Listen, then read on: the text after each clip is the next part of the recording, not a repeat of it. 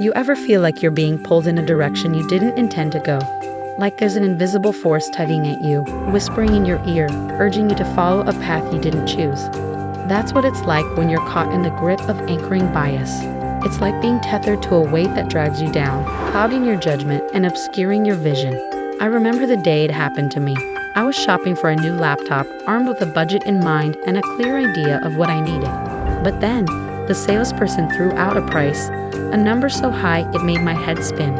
And suddenly, that number became my anchor, my point of reference in a sea of options. I couldn't shake it off. Everywhere I looked, that price lingered in the back of my mind, coloring my perception of what was reasonable and what wasn't. It was like I was wearing blinders, unable to see beyond the confines of that initial suggestion. But then, something shifted. Maybe it was a moment of clarity or a surge of intuition.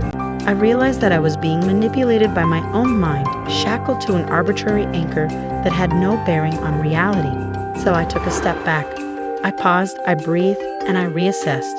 And in that moment of uncertainty, I found clarity. I let go of the anchor, and I made a decision based on rational thinking, not on the whims of bias. And you know what? It felt liberating.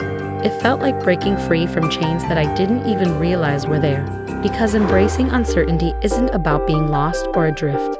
It's about finding your true north, about charting your own course in a world that's constantly shifting and changing. So here's to breaking anchors. Here's to embracing uncertainty for the growth and self-discovery it brings. Because in the end, it's not about where you're anchored, but where you choose to sail.